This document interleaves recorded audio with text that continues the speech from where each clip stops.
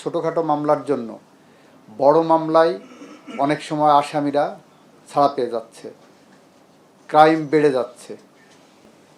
আমরা হয়রানি করতে চাই না, আমরা চাই আইনের শাসন প্রতিষ্ঠা করতে, ন্যায় বিচার প্রতিষ্ঠা করতে এবং সুশাসন প্রতিষ্ঠা করতে। তারই অংশ হিসাবে আগে 16টির সাথে এই বেল বন্ড কর্মসূচিতে আমাদের আরও 12টি জেলা সংযুক্ত হলো। এই সংযুক্তিতে আমরা অংশগ্রহণ করতে পেরে আমরা নিজেদেরকে গর্বিত মনে করছি, ধন্য মনে করছি। আমরা বিশ্বাস রাখি আপনাদের সহযোগিতায় আমরা এই কর্মসূচিকে জনগণের দোরগোড়ায় পৌঁছে দিতে পারব। আমরা কিছু কর্মসূচি হাতে নিয়েছি, যেমন লিগ্যাল এইড কর্মসূচি আমাদের অন্যতম একটি কর্মসূচি। আপনারা এখানে যারা জেলা জজ সাহেবরা আছেন, বারের নেতৃবৃন্দ আছেন, তাদেরকেও বলছি, ইভেন কারা কর্তৃপক্ষ আছেন আপনাদেরকেও বলছি, যদি দেখেন কোনো মামলা কম্পাউন্ডেবল মামলায় কারাগারে কেউ বন্দী আছে, আপনার জেলা লিগ্যাল এইড অফিসের সাথে যোগাযোগ করেন।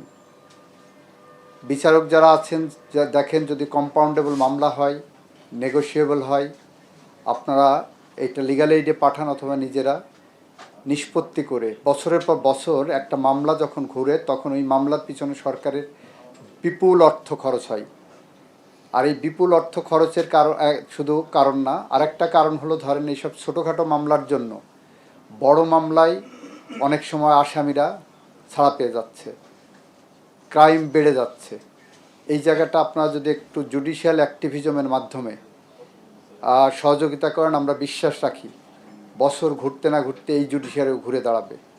আমরা প্ল্যান করছি যে যারা যে জেলাতে আগামী 1 বছরের মধ্যে মামলার সংখ্যা সবচেয়ে কমাতে পারবেন, নিষ্পত্তির হার, আমরা বিকল্প তাদেরকে কিভাবে পুরস্কৃত করা যায় সেই চিন্তাভাবনার মধ্যে আমরা যাচ্ছি। আইন মন্ত্রণালয় থেকে সেরকম একটি পরিকল্পনা আমরা নেওয়ার চিন্তা করছি।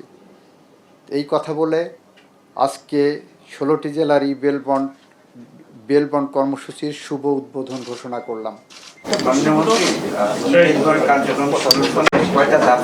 আপনাদের এই ইয়েগুলো সফলতা আসছে? আগে যেমন বলা হতো 12টা ধাপে আগে একটা একজন ধরেন ব্যক্তি বেল পেলেন, বেল পাওয়ার পরে ওই বেল বন্ড কারাগার পর্যন্ত পৌঁছতে এবং মুক্তি পাওয়া পর্যন্ত 12টা ধাপ লাগতো। সেখান থেকে ম্যাজিস্ট্রেট সাহেব অর্ডার করছেন জামিন অর্ডার হওয়ার সাথে সাথে একটা বেল বন্ড জমা দিলেন আপনার স্মার্টফোন দিয়ে, ওখান থেকে একটা ওটিপি আসবে, অ্যান্ড ইট ইজ ডান। সুতরাং 12 ধাপ থেকে 1-2 ধাপে নিয়ে চলে আসা হয়েছে। অনেক দূর এগিয়ে গেছে সরকার, সেক্ষেত্রে বিচারের প্রক্রিয়াটা কোন জায়গায় আছে? নাম্বার 1। নাম্বার 2 হলো আমাদের ভারতের সাথে বাংলাদেশের যে প্রত্যর্পণ চুক্তিটা আছে, সেখানে আসলে দ্রুত সময়ের জন্য আসামিদের ফিরিয়ে শুনানির মতো চেষ্টা করছেন তাকে, এর ভিতরে তাকে প্রত্যর্পণ চুক্তির মাধ্যমে ফিরিয়ে আনা সম্ভব? থ্যাংক ইউ, ভালো থাকবেন। আসসালামু আলাইকুম।